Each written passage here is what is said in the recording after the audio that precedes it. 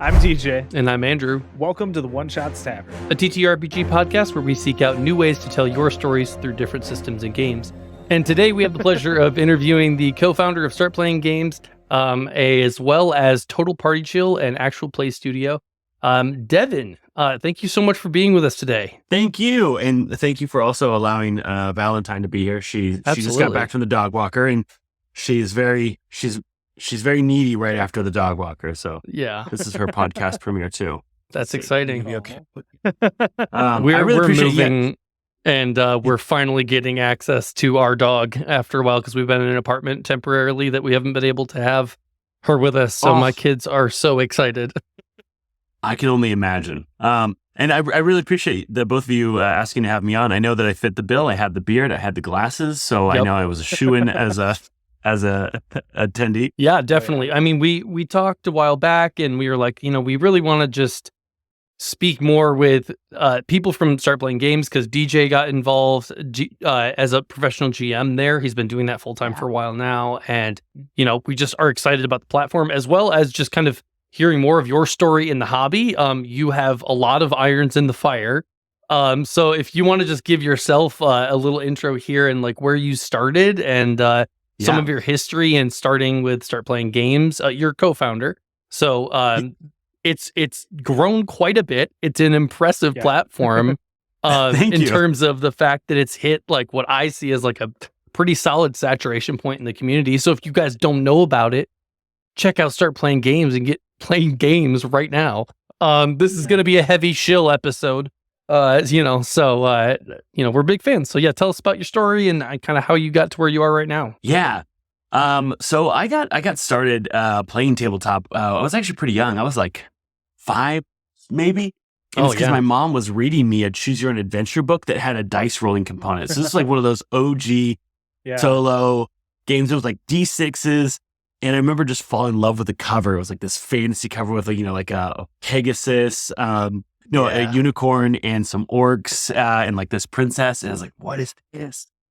And so my mom technically was my first dungeon master because I couldn't read this book being 5. And she read it to me and says, okay, you need a roll. I'm like, what do you want to do? Do you want to fight him? I was like, yeah, fight him. And I'm positive she fudged rolls. As a DM of my own kid, 100% she did. Yeah, definitely. But as I got older, and like the local game store, like seeing people play this, like, what is this? And I was like, this reminds me of that book, but like you're playing with multiple people. And so I was hooked from that one game that I got to play at a comic book store. And the first book I bought was the DMG. I was like, I want to run the game. Like I right from the get-go, I wanted to run it. Dang. Yeah, That's you're awesome. Straight for the hard part. Yeah. And now all of a sudden Start Playing Games has an official partnership with Wizards of the Coast. Launching module for game masters to run. I may have gotten approved for that. I don't know. Who knows? We'll find out. Yeah. So you got into it young.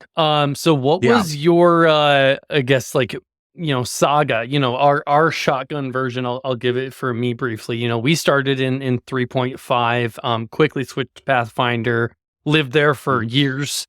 And then jumped over to 5e for a long time. And then in the last couple of years, we've kind of been branching out into the hobby and the other tabletop role-playing games out there. It's kind of been our new love of just falling in love with all the weird and just like different games that we didn't experience. That's kind of what the podcast is about. So it was one of those things where it was mostly D&D and then like some like D20 systems when like the D20 boom of like the late 90s, like D20 modern, D20 sci-fi, like so I played a lot of those, and then kind of had that break around like college, and picked it back up. I picked up Pathfinder and D&D. I started around 3rd edition when I was playing official D&D, and then picking it back up when 5e came out. Because a bunch of friends were like, oh, there's this new version of D&D. Like, I remember hearing about the kid. It's like, oh, I used to play D&D all the time. It's like, I'll run a game. And we all fell in love with it again. And so then I ended up like, I was running games like every week for different friends, because then Stranger Things came out and D&D got, even more popular, from that kind of boost. And so every week I had a different group of friends that were coming over to my house, and I was like teaching them how the game was played. And then that's kind of how I build up like a new like weekly group that has, in some form has been playing since, 2015. Wow. Yeah. I love Yeah. I don't have the pleasure of having a long-term in-person game anymore, because people move and life goes on, unfortunately. But DJ sat at my table for a solid, I mean, we've played games for years together, but we were exclusively in person up until like that 2020 thing that happened. That thing, the unspeakable times. And to be honest, the 2020 thing that happened was Andrew sold his house. That was nothing to do with the other 2021. stuff. Okay. Yeah. I was and how the roles kind of break down of like the host and the GM. Well, with both of those things. They brought the snacks.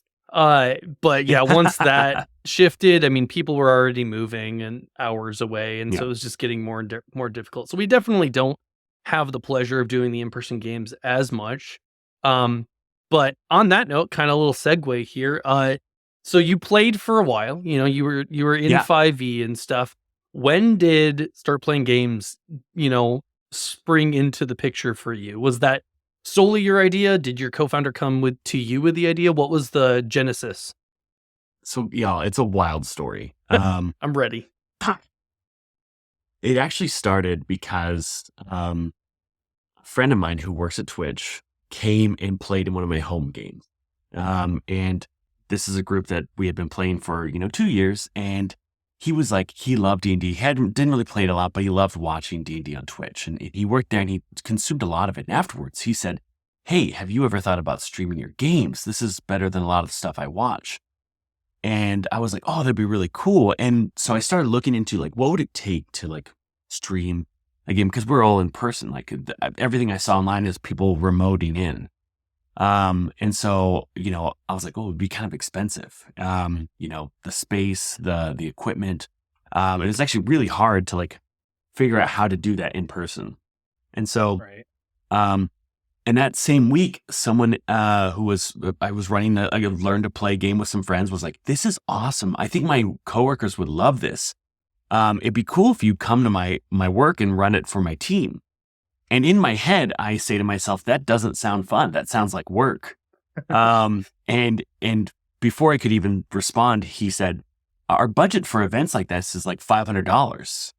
To which I replied, "That's crazy. That's exactly what I charge for this kind of stuff." Absolutely. You have just enough. Actually, though, you're providing snacks and that's if you provide snacks. So after that, I think to myself, I wonder if like other people would, like want to hire a dungeon master. So I spent a weekend and I made a website. And literally 2 weeks after making this website, and like my day job was a product manager. So like I had a really solid background in building, e-commerce products, website, and a lot of experience on the marketing side. So it was pretty easy for me to get started. 6 months later, I was turning down offers because like I just couldn't do all of them. And then I was like finding other game masters to run games for me, and I was like, "Hey, you can take that job that's coming through." And then a writer over at Bloomberg Business Week reached out to me and said, "Hey, I'm writing a story about professional dungeon masters. Can I interview you?" She interviewed me, and then we had a photographer come and take some, photos during one of the games I was running, and I ended up being the feature. So like I got to be a majority of the story, and I got the lead image. Awesome. And when that happened, over the next year, I got around like 700 something messages, emails, direct messages, etc., of people asking how to do what I did. And they're like, "I want to do this too, but like, I don't know how. How did you do it?" And so then I started like a newsletter and a Facebook group to like help resource share and like provide insights. And I was like, I would really like to build a website, like some sort of directory, so people could find game masters. That would be really cool. And it came out of when one of my customers every time he came to San Francisco, he and his family would ask me to run him a game. They lived in Chicago. He's a very important VP at a tech company. And when he was leaving one day, he's like, hey, do you know any dungeon masters in Chicago? I would love to hire one for the kids so they had one every week. And I was like, I don't, but that's a problem. But I thought, like, you know what, maybe next time I get a Christmas bonus, I'll hire a developer to like build out something really simple. And then kind of nothing had happened from it. Like I got busy with life, and then the pandemic was hitting. And I said to myself, it was just an idea in the back of my head. I'll work on this one day. And the first day of the pandemic, the first day of lockdown, I get a phone call, and I do not recognize the number. But I answered anyway. And it's my now co-founder, Nate.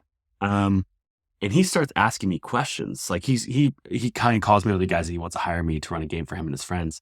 But he starts asking me product user interview questions, which is something you do a lot of time when you're building something. Like, what's the biggest problem you run into? Like, what are some tools you use? And so you're picking up on like the phishing. You're like, yeah. I was like, hey man, what are you building? And he's like, oh, I'm not. I'm thinking about this idea of mine, and I just want to see if it could work. And I was like, what is it? He tells me, it's like, you're not going to believe this. I've been thinking about building this exact same thing. And we ended up talking for about 4 hours. Flashback a little earlier, Nate has been in this very prestigious accelerator called Y Combinator. Y Combinator has a lower acceptance rate than Harvard. And he's been working on this brick and mortar fintech product, and he's not really crazy about it. And then he's like, 6 weeks of lockdown. Like, I won't be able to do any like testing with actual stores because of this. And he's also like, I'm not in love with the idea. And so the biggest startup advice they always say is build products that solve your own problems. Like, what problems do you have? And so he has this doc of problems. And one of it is like, I can never find a D&D game. And he Googled professional dungeon masters. He sees this article on Bloomberg. He sees that I'm located in San Francisco, same city as him.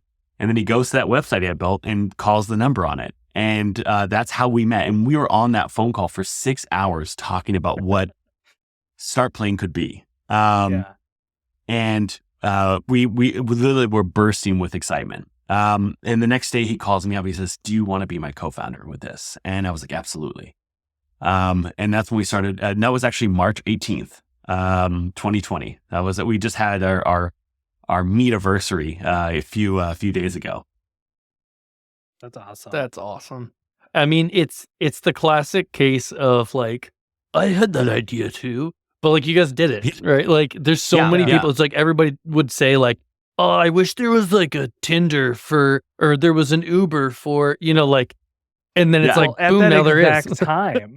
At that exact time, Andrew, you might remember this. I was specifically trying to get Luke. Oh yeah. To build an app for me. Yeah. That I was like, oh, I want to do this. And Luke is like, oh, it's so easy to learn how to build an app. And then I spent like 20 minutes looking how to build an app. And then you didn't do it. Didn't stick with it. Well, that's awesome. It was that same thing. Yeah. Fantastic. I love that. So, you guys it really came out. It came sorry. out from the concept as like, I'm going to run pro games so I can fund the cost of equipments and such for doing actual play content. Yeah. And but then like it became so popular that then put me on the map to meet with Nate. So like everything was so well connected between each other.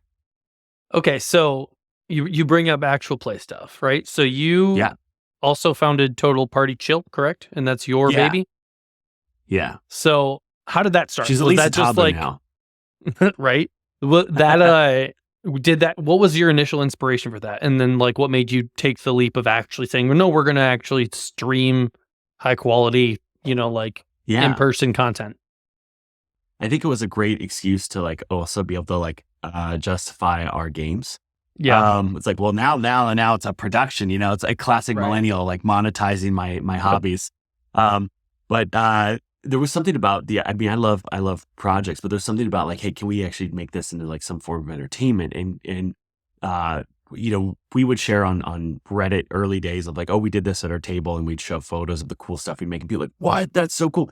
And so the kind of innovations that we took and put in our games, I was like, I think that would be fun to share like in the narrative of our stories. And it was also like, I had never done it before. And I was like, listen, if I could do something like this on this scale, that other people love, that would be incredibly rewarding. And, that's exactly what we saw. Like, we found a community very, very quick. We started to see, a lot of, acclaim come to us, and that felt really good. And then that kind of makes you want to continue doing it, because it's like that cycle of like, hey, I made this, and be like, we like this. I'm like, cool, thank you. I'm going to go make some more. But what's even crazier is that community that I built with Total Party Chill was our early users of Start Playing. Yeah.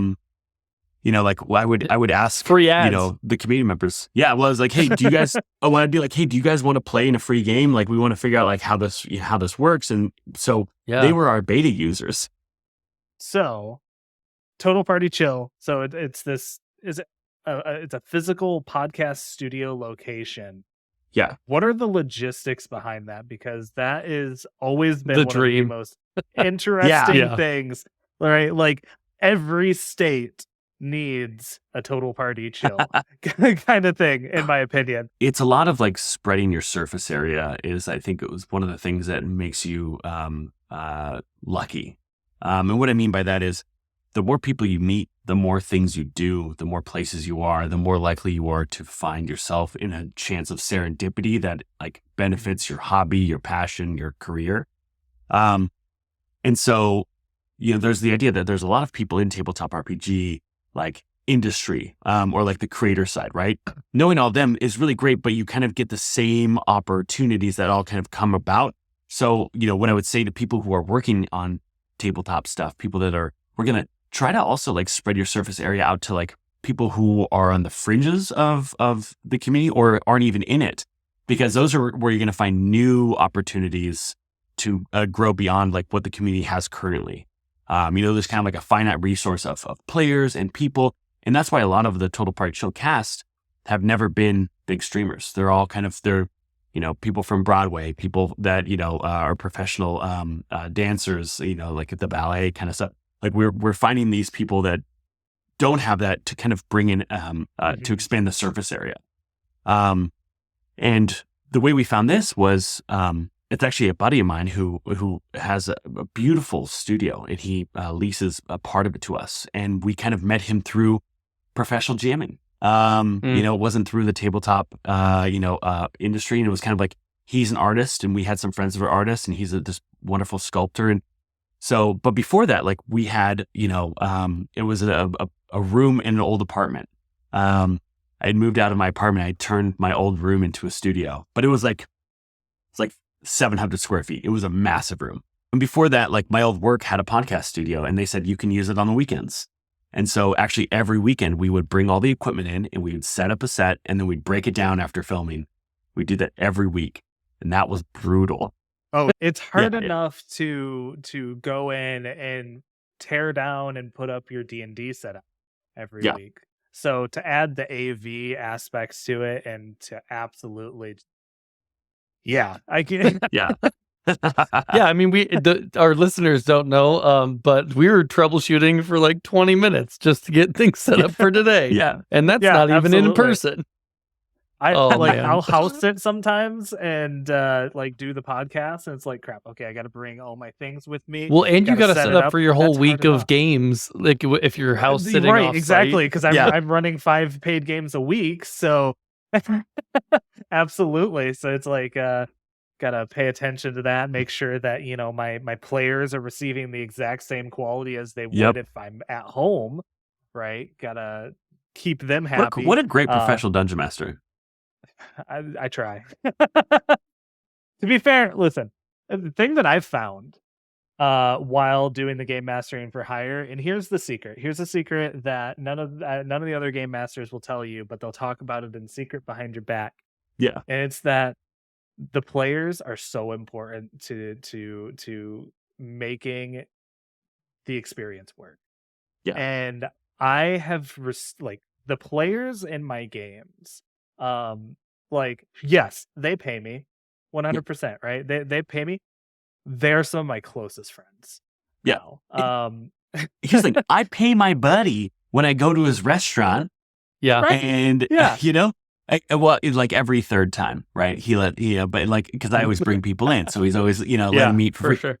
But we are incredibly close. It's the fact that some people feel like service and friendship can't coexist. Yeah. There's also, I thought when I first started that people are going to like demand that I give them a Holy Avenger sword because they're paying for the game. Oh yeah. And I remember very early, someone's like, "Hey, we want this to be real deadly. Like, we want at least 2 of us to like not make this one shot. We want it to be brutal." And I'm like, "Okay, cool." Like, you're allowed to make me cry, not my character, me. Yeah. He's like, "You can bite me, kick me, scratch." Like, fire is A-okay. But then like, you meet other people and they're like, "Hey, like we kind of like want to make like, we don't like this political intrigue game where like we're trying to like lie and deceive people. We're not really big on combat. Like, is that okay? Like, we're okay if we can only do combat." And I was like, "No, like, what do you want? That's what you want. Yeah. We can do that." And the fact of like them be like, "Cool, all right, yeah," because like we just weren't sure if we had, and like the fact that some people just don't know that they can look for what they want. They can have their play style. Yeah. And they don't have to prescribe to a certain type of game. Yeah, that's awesome. Absolutely. So on that note, because we're kind of talking about like a little bit of GMing ethos, a little bit of like the culture around all of this. I want to start with like, outside of just your experience with D&D, are there other games that have like kind of strongly influenced how you run games nowadays that you like love to gush over or something like that? Yeah. I love how games, the mechanics that are driven for the narrative, like Dread. Like Dread creates a mechanic. Dread has a mechanic that is specific to suspense and horror, and the act of pulling those blocks, and that if you tip up, like I love that Power of the Apocalypse. I love how you are only creating threats and trying to like very quickly decide what a failure looks like and like what that causes to push the story forward. And the fact that you just don't roll. I love GM-less games where everyone kind of has the same input in this kind of egalitarian world creation in some GM-less games. I love it when a game does a new mechanic. You're like, "Oh, that's neat." And after a while you start playing these games, you're like, "Okay, so 12 with hope or 12 with fear with like Daggerheart." Yeah. Or, you start like, "Oh, okay, so this has like a side game where it's a deck builder." Or, these, was it the Walking Dead game by Free League where, X amount of failures can result in a horde showing up, but you can sacrifice another PC to succeed against an escape roll. But now that PC has to roll, and if they fail, your friend is going to look at the table as like, "Screw you." Or they'd be like, "Wow, that was what." And so when you start playing new systems and you see how they've created mechanics that further the narrative, like that's so rewarding and it's so fun and it gets you like so riled up. Yeah, no, I completely agree. One of my favorite things about start playing games is the like charity of the month kind of thing that's going on. So how early in the process did you decide, I want to do some dice rolling for good? Like, Yeah. Because it's been awesome. I've participated in a couple. We didn't organize it, right? But we were able to jump in on the, there was a big one organized on TikTok, and like we were able to do a stream for it. And like we've talked about it aside from it, but like early on, like it's clear that in your business practice that was a priority. So the thing is, like, we're still really small and we have a pretty limited bandwidth. So we can't do big scale things. And we, we match up to $1,000 raised because we're still very small. And I want us to get to a bigger place so we can make even more impact. But, it's one of the first streams that Total Party Chill ever did was Extra Life. It was actually our second or third stream we did. And we actually were at the Immature headquarters and they had given us one of their offices and we were running a bunch of games like for 12 hours. Raising money for Extra Life. And so, and then we were like in the top, like Total Party Chill was in like the top 1% of Tiltify fundraisers. Cause we had done a lot of stuff. And, So, I know that like, with any like, endeavor, if you can do something that can like give back and like make sure that you have that like philanthropic or charitable aspect, it's important, but we've always done it. And it feels like such an integral part of like the creator community of tabletop role-playing games. And it's, a little bit harder for those that are like, I guess, curtain creators, like they create behind a curtain. So like, like they're running private games, right? You can't really tiltify fundraise super well, on that, so instead it's like, this seemed like a really natural solution to it. And we had worked a lot with Wisdom Save Weekend, the folks over at Take This, a lot with Total Party Chill. And they're like, hey, we want to do this event, this live stream we had done with them before. And I was like, what if we paired it with Start Playing? That was the first time we ever did like a charity fundraiser. And like, we like had like, very few tools in the back end. But now, every month, usually we try to do every month. Sometimes we have to give it a break because we see, charity fatigue with our GMs with like, hey, I can't continue to run another game, back to back to back. And so we don't want to like have a charity come out and like just not be really successful. So we've pared it down to around 8 charities a year. And I'm excited. Hopefully we'll be working with Extra Life next month because they're doing Tabletop Day. Oh, that's awesome. Oh, sweet. Yeah. Okay. Yeah. Cool. So that should be exciting. Okay, so in your everyday, situation right now, what does a normal day look like? You between running Total Party Chill, Start Playing Games, and then like, are you still professional GMing in any capacity? Like, what's your everyday look like? I mean, the probably the extent of my professional GMing is just the stuff I do for Total Party Chill when I'm running these, games. And then every now and again, there's kind of like this one-off that we'll do for someone that kind of comes in. But for the most part, like I just don't have the time. I spend a lot of time, a lot of schmoozing for recruiting. Like going to other events, especially like right now we're hiring 3 roles on the tech side, so full stack, a staff front end engineer, a staff back end engineer, and a senior front end engineer. So a lot of going through LinkedIn and contacts and that kind of, so that will be part of my day. The other part is, we have a wonderful team that is like our customer team at Start Playing, and I oversee them as well. Sarah and Hunter, they're fantastic. And then all of our external publishers, all of our external partners. So like I meet with, a number of VTT contacts throughout the month, usually to like, what are we going to do? Are we doing events? Publishers every month. So one day I'll be meeting with the Paizo folks. The next day it's now the Wizard of the Coast folks, and then Roll20, and then Alchemy, and then so on and so forth. So a lot of external meetings on like how our partnerships and how we're working together with them. And then a lot of user interviews because we're always building new products. I mean, we release something new almost every other week. Right now we're taking a pause as we do hiring because our entire Eng team is also doing this hiring. So user interviews, because we're trying to figure out some learnings that will fuel further research that we do. Building surveys, I'm actually just looking at my calendar of things, today. Doing talks with folks like y'all. And then, and then, usually one day a week, I'll go and I will create a bunch of content for kind of external reasons, whether it be anything from TikTok, Instagram, managing our ads, managing, we have a couple different projects. I don't know if you guys know Scene 4. He's, you got to follow him on TikTok. He's great. You should also have him as a guest. He's wonderful. But, where I'm working with him right now on a landing page project, and this landing page project is, to see how we can increase our organic growth, in like a number of like long tail keywords. So there's just so much that kind of happens in the week. And then, when you're a founder, like you just don't stop. Like I'm usually working, but I could also at the same time, like I'm going to go play tennis in the middle of the afternoon with a buddy. Totally. And then come back. But like, I'm still working at 9 or 10. And I don't expect that from my team, for sure. That's just, and with Total Party Chill, it's kind of like, I have to block out some time this week to like prepare for, we record, over multiple days. So we don't actually do like one session every week. Like Saturday and Sunday, like once a month, we'll record 10 episodes. Oh, wow.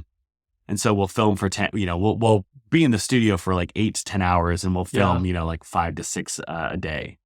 I was just talking to another podcaster who does an actual play, and they're like, "Hey, are you interested?" And I was like, "Absolutely," And they're like, "Yeah, it's 12 episodes. We do it over 3 days." I'm like, "Oh wow, that's a lot, but Yeah. I'm down." Here's like the retention. So the retention of what has happened is so good. And what we also do is like, we have people that will summarize the episode. So then the team can just read 30 pages and know everything that happened that's important before the next filming a month or two later. There's also a lot of like managing and hiring people for Total Party Chill. Like we have an editor who, every week I have to like send footage to talk about. Then he'll send me, Frame.io link, and then I'll make comments on that. If I need other people on the team, I'll send it to like another player on there. Like, hey, can you give some notes on this? So there's a lot of moving parts, but it's a lot of delegation. And that's kind of like, as you kind of grow in size, delegating is like the thing that can really make you successful, like hiring the right people and delegating the right things to the right people rather than trying to micromanage everything. Yep. Cause I could be like, you know what?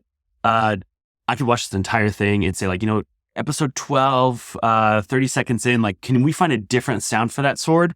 Like, that's a nitpick, right? Yeah. But when you hear the love from viewers and they're like, "Oh, I love this. When are you going to release the next one?" You're like, "This is great." And none of them are saying that sword sounded weird.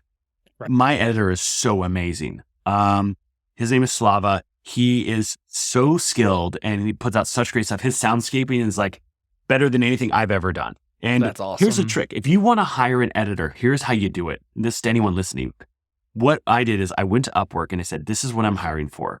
And I kind of explained it. I had episode 1 edited myself. I went through all the work and I tried to do the best edit I could. And I said, here's episode 2. It's raw. I hired 3 people and I say, beat mine. Yeah. Beat mine. And I got 3 edits back and I picked the one that was the best because it was surpassed what I did. And it also showed that they could edit the way I did and they could edit better. And so like having the thing that you want and being like, make it better than what I did. And that's how I found a great editor. That's awesome. Replicate my voice. Yeah. Better. Like, absolutely. Yeah. I mean, I'm just like, oh yeah, right. One day we'll get an editor. I've been if you in the check trenches out our lately. Patreon. Yeah. We also found like success, Total Party Chill financially through making products and selling those. Yeah. Well, so we both that's what's allowed us to do a lot. Jumped into that world a little bit, kind of. We both got into self-publishing over Zine Month with Kickstarter's big push. And so we both worked on projects for that. We funded, it went really well. It's something we're both really excited about.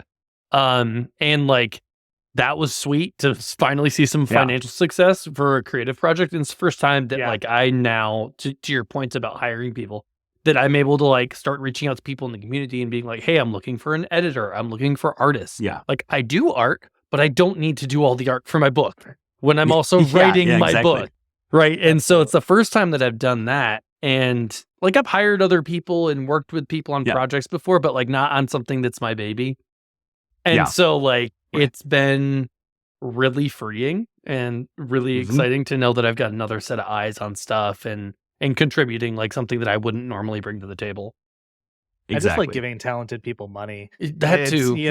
There's just something really nice about like, for me, so I'm not on the artistic side. I like to write, I like to tell stories and stuff. So like putting out the feelers and being like, oh, artist, hey, can you make this thing for me? And then like I get the stuff back and I'm just like, I send it to Andrew immediately. I'm like, this is so awesome. Yeah. No, it's a blast. I'm stoked. I'm waiting on art to come back right now and I'm itching. But it's great. Oh, yeah. Well, I gotta ask this question more just because it's like it's a canned one for us. But I love a canned question. It's just like it's a normal one. It's the one that everybody talks about. But for you, if you had to go pick for a game tonight, like, do you prefer to sit down as a player? Or do you prefer to sit down as a GM, and why? Yeah. I probably would say GM. but I haven't played in a long time when I think about it. I can't remember. I haven't played. I've been a player in maybe a year. It makes it really hard. Now, here's the thing: is I played, but I play like these demo games to like learn how the system is run. But not like a casual game. I think it would be fun to do some playing, but it's been so long. I got to dust it off. Right? I don't even know how to do it. Yeah. I know, honestly, as a GM, chronic GM here, I definitely answer similarly. I think a GM is probably my answer, but we've been demoing a ton of games for the podcast, right? Like we're trying to learn about all these different systems. So I've got to play as a player a lot more, but because it's casual, right, as opposed to like a campaign, I feel like I'm basically doing the same thing. Because as a GM, you're always like swapping different hats of like what kind of character you're going to be, or getting into the mindset of the villain or whatever. And so I'm kind of like, the last big campaign that I was in was probably DJ's. He ran like a kind Ravenloft. It was like Ravenloft, and weird stuff happened with like that, and it was really cool. But that's like the last time I've played like a full campaign, and that was a couple of years ago now. So it's I get it. It's like go ahead. If it was like someone that I've been wanting to play with, because like there's a number of people out there that I'm like, oh, I like how they GM. I would really like to play with them. Yeah. And I would probably say, I'll play tonight for sure. And so it's such a hard question. If it's like, is it my friends that I'm running the game for? Then I'm probably gonna GM. But if you're like, oh, is like so-and-so going to be GM? I'm like, yes. Because most of the games I play now, like, over the last like 4 months have all been like a pro GM that I've hired to walk me through how this game is played. Right. And it's more of a demo of the mechanics of the game than it is actually playing it, because I want to know how to run it. Yep. Yeah.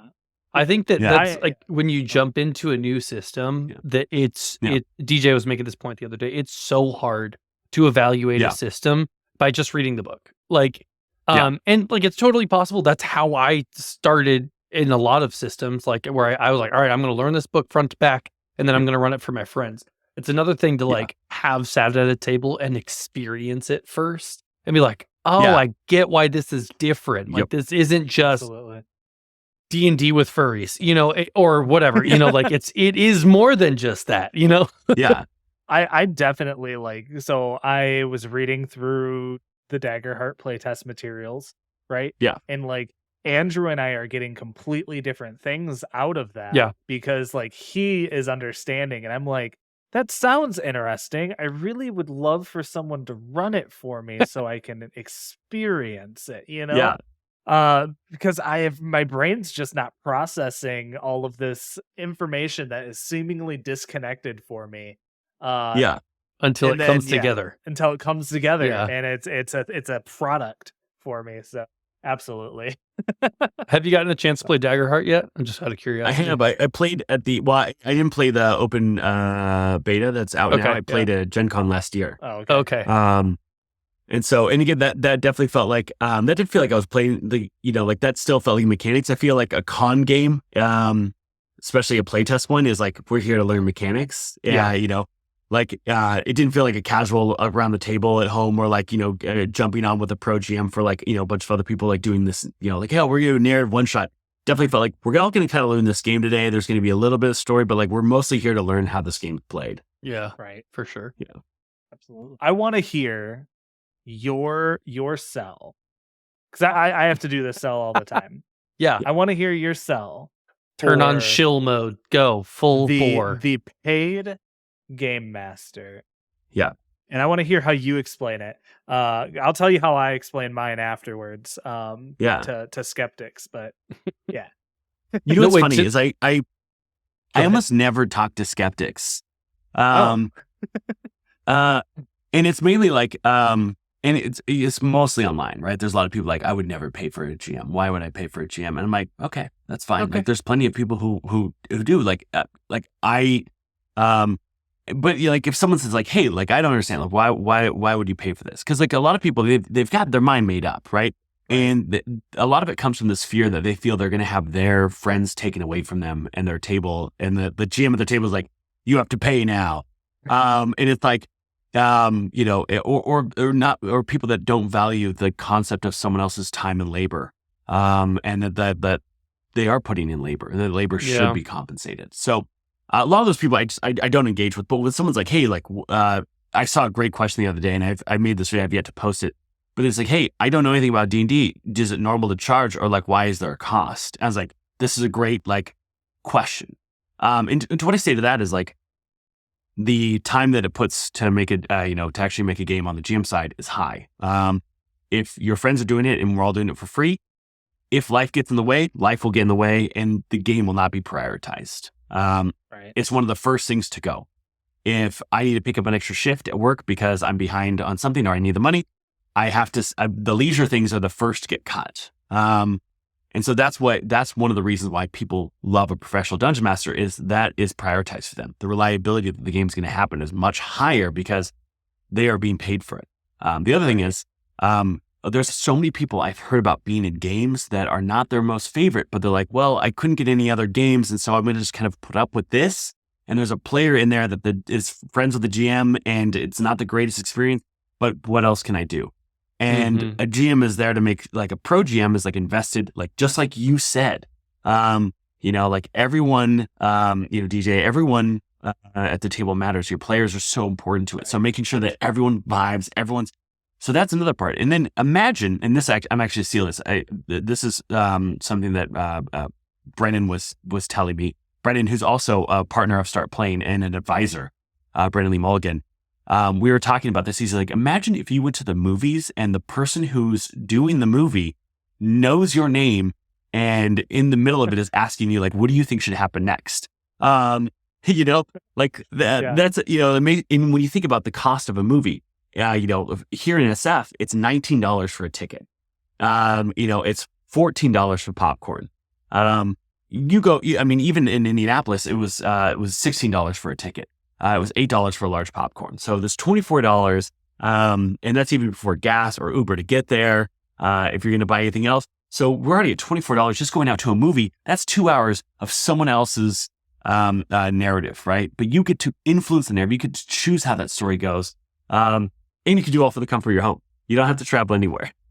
So that's kind of like one of my selling points. But I want to hear yours, because it's probably shorter than that diatribe. I bribe them. It's simple.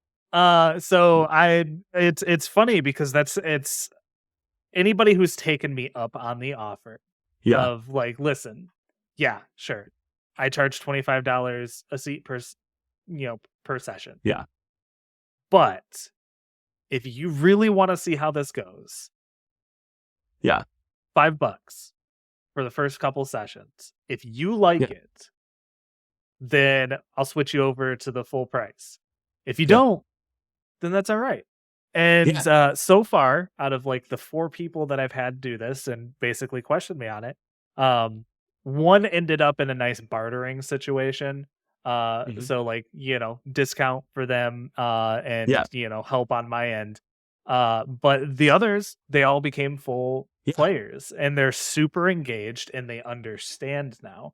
Right, because they had never been in a situation where the game was that prioritized for them. Yeah. Right, where, this game master is actually thinking about all of the tracks that he's going to play during this session, all of the sound effects he's going to throw off. And so, I use Tailspire because I will eventually learn how to use Foundry. But I use Tailspire, so like either I build the maps or I find maps, and then all of a sudden players are like, "Oh my gosh, this is different." Even so, it's for other game masters for hire, because I'm friends with a ton on TikTok. If you're listening and you're like having this same issue, just bribe the people. And they will 100% understand. Which, Start Playing Games already does that once at least. Right? 100%. Yeah. And that's the best part. Is because you go, well, here's my referral link. Yeah. And first one's on me. Yeah. Here's great. The thing is, it works on these. There's this concept of reciprocity. there's the concept of urgency, scarcity, social capital, and then the last one being get in their hands, right? So what are the first things they teach you in sales is do whatever you can to get the thing that you're selling into the hands of the person you want to buy it. That's why there's test drives, you're so much more likely to want to buy the car if you drive it, because well, now I can imagine having it. Right. That's why they have, that's why you can see the physical product, right? And so putting in their hands is a huge thing. And that's the idea, hey, play it. But the reciprocity is hey, I'm giving you this code. You essentially just get to learn to play. And they're like, oh, you know what? Yeah. And then they're more likely to say yes because you're giving them something. Right. Right. And they're like, wow, that's actually great. I want to try that out. Because then they look wow, there's no downside on this. Yeah. And then the idea of scarcity and urgency is said there's only so many seats. And if you don't decide, someone else gets that seat. Right. Yeah. I think what was interesting when I was first getting into the space and familiarity with start playing games. And even when I think I heard about people, I don't know, years ago that were doing professional GMing, I had the reactions, right? The list of normal reactions to it. Because you're what? I would never pay my buddy to whatever, all that stuff. And then I had the other reaction of being a chronic GM, and I'm oh my gosh, that would be so nice. Of just the amount of money that I spent on D&D Beyond, on miniatures, on all these things would be subsidized some degree by the friends that are benefiting from them. And so I was okay, this is super cool. How could I ever get into this? And then that just felt inaccessible, right? And it just wasn't realistic. And then when Start Playing Games popped up, and I think you probably heard, I know our listeners have heard DJ's story, and I'll let him handle that.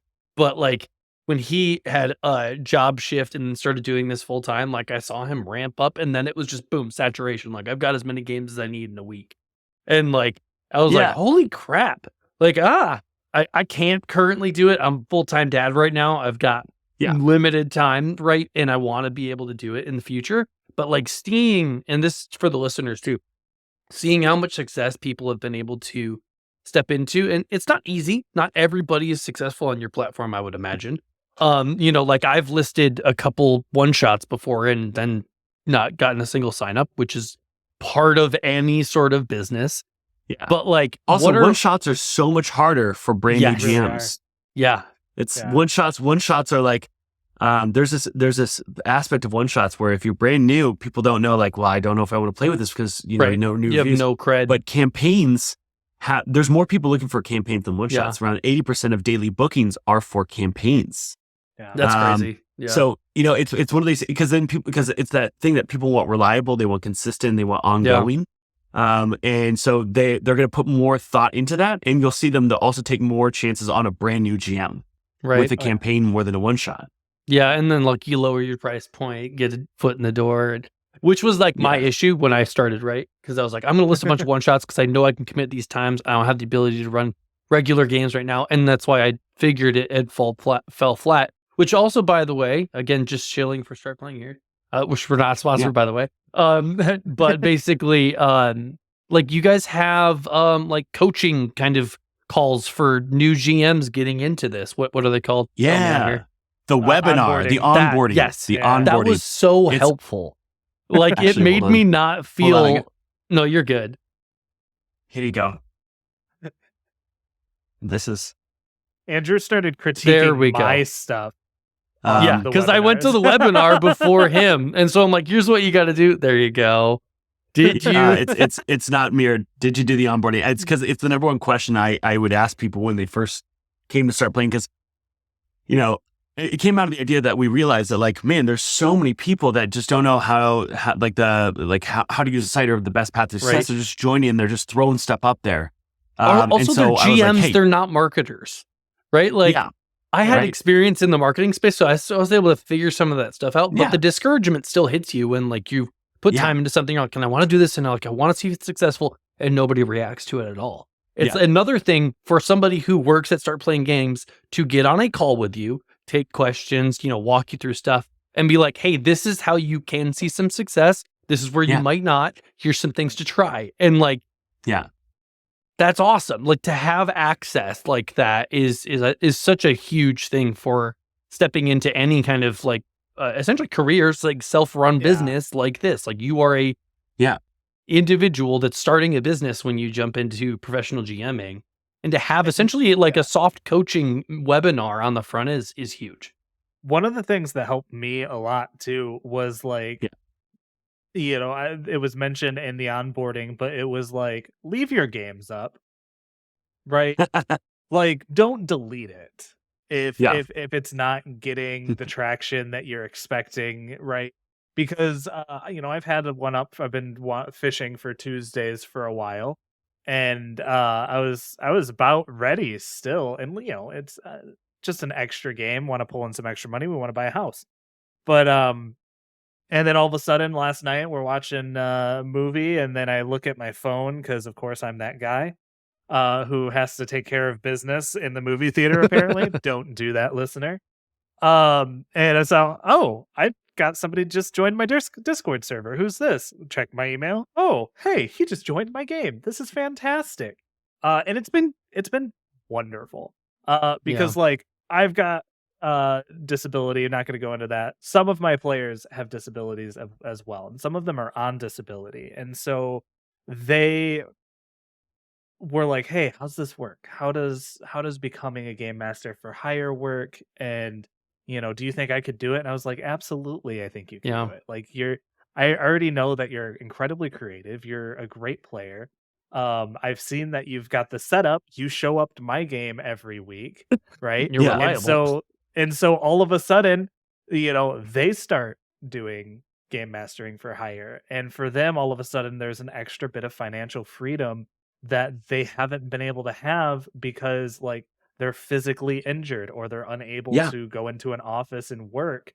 And I'm just like, this is amazing, because it's like, you know, I'm not going to go into class mobility or anything, but class mobility, like it provides. But to go into it anyway. No, I mean, I've heard these stories from GMs who are like, people are like, I wasn't able to earn an income like this before, and I have so much more independence from it. And like, I love those stories. I hear no less than once a week, like an amazing story about like how be able to do this job, you know, like, oh, I used to be a DoorDasher and I now make double what I made there, and I'm so happy. Or like, I used to be a teacher, like, and like, whoa, like these really great stories. And I just had no idea. And when I first started, I didn't know the impact until someone at a convention came up and said, can I give you a hug? And told me their story. And their story made me cry. I was like, I had no idea. I was like, I thought we were just silly little guys making it easy for people to play games. And they're like, no, this is, and so that's kind of when I really started taking what we were doing, even more serious. And was like, I want to make sure that we can not only make it one of the best gig jobs you could ever have, but also like the communities that formed out of it. I hear about two players who met in a GM's game and now they're, that's funny. Two players that met in a GM's game and now they are, they got married and the GM was the officiant. That's awesome. You know, Roll like for marriage. I hear about these other guys, they met and they've been playing for like a year and a half, 2 years, and they're all getting matching tattoos. And like the communities that are built through the active play. You know? I'm not going to name nights because I've told them specifically, I don't say who's my favorites. But they'll probably pick up on this. There's a few groups of mine that they were like, hey, can we have like an out of game roleplay chat? And I was like, yeah, absolutely. That's the easiest thing I can do for you. And they use it constantly. And now all of a sudden, one of my players who's like essentially a work from home professional woodworker is sending the other players mugs and like gaming supplies that he's making specifically and laser burning their characters' faces onto the stuff. And I'm like, this is the coolest thing ever. And they're starting to get together and like go, hey, I live in Arizona. Me too. And like they're getting together and they're hanging out. Like awesome. I'm like, this is one of the best feelings. Loneliness is one of the biggest issues facing like us right outside of course global warming, warfare, and like all these, but all like, the other things. you know, yeah. But like loneliness is like, it has increased like 32% in those that are below the retirement age, and especially in Gen Z. And it's because there's less third places, there's less places to find community, everything. So when we see that, like, we are helping create that community, and I do think that this game, tabletop RPGs, are incredible for creating community, shared experiences, inside jokes, escape, all these things that it helps create. And so I do believe that, like, we could help if we continue to grow this hobby to make it easier for people to not feel as lonely, to build community through play, and help that with people who are looking for it. Yeah, 100%. I mean, I think with I've probably talked about this on more than one podcast at this point, but like one of my favorite things about taking the plunge, not only into the greater world of TTRPGs, but also with doing this podcast and more recently, like the Kickstarters and stuff, has been this is quite possibly, like, having worked in music and other art fields and like other things that were still creative endeavors. This community has easily been the most welcoming, warm, loving, accepting, and like the equal, like, the, I never get this phrase right, the even tide raises equity. all ships kind of thing. Equity, Well, and just like the ability to, like, even being able to talk to you today, thank you for being here, but like being able to like just hit creators up, like, because we're doing a podcast, you know, we're growing a podcast, but being able to say, hey, I like your game, do you want to talk, maybe run a game for us? Like, we've been able to play in games of creators that made those games. Right. Yeah. When do you get to do that? To your comment, like, about what Brennan was saying about the movie, when do you get to just like hit up a director and be like, I'd like for you to come tell me a story, right? Like, that doesn't exist.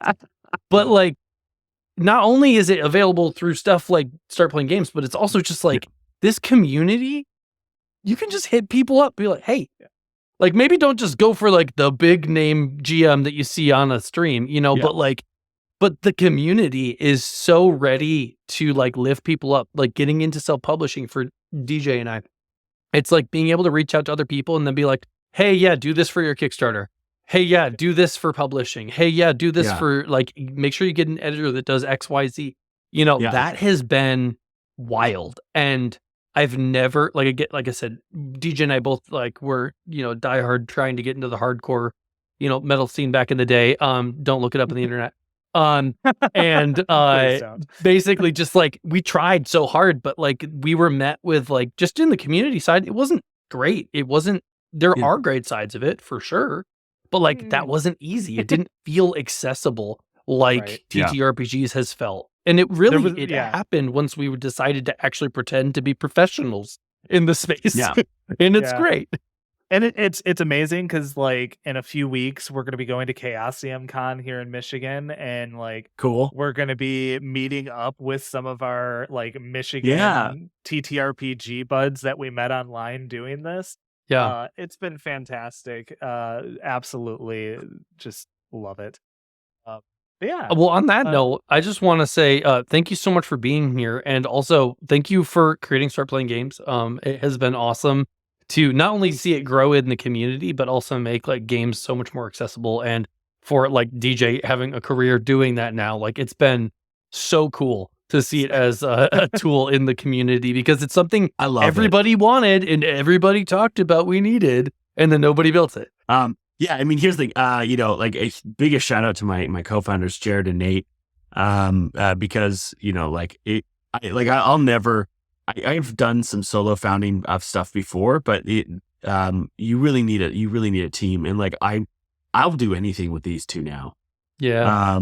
Like, Jared is our CTO. Like, one of the most brilliant people I know. Is also like, just like,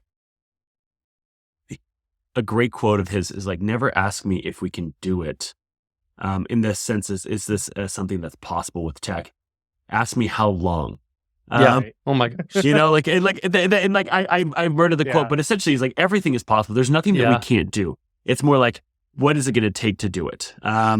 And, you know, and Nate, you know, I mean, Nate is, he has this, you know, beautiful pedigree. Like, he's Harvard grad, worked at Facebook, Google, Goldman Sachs, Jane Street, Microsoft, like, a brilliant. And then also he just looks at things like, how can we make this work? So like, these two co-founders of mine, are insurmountable as far as like, indispensable. I mean, to like the success that we've been able to build. I'm so glad that like the three of us are doing this. That's awesome. Well, yeah, shout out to them. Shout out to Start Playing Games. And just thank you so much for being here and talking to us and hanging out. Is there anything you'd like to plug? Yeah, please. Be clipped for the TikToks.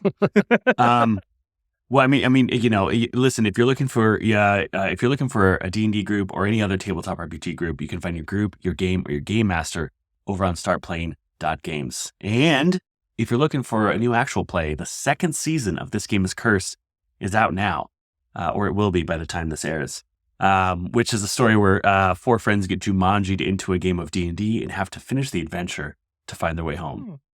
It's awesome. Amazing. Well, thank you so much, Devon. And if you guys liked what we did here today, please check out our Patreon. Help us buy an editor. Pay for an editor. Buy it. We would absolutely. We'd love to have an editor. Check out the merch. We've got it. And thank you so much, Devon. Ooh, that's actually good. Let's see that again. Oh, that's some good merch. That's some good merch. Well, thank you so much. Plug, all the fun things. And I'm hitting stop on the record.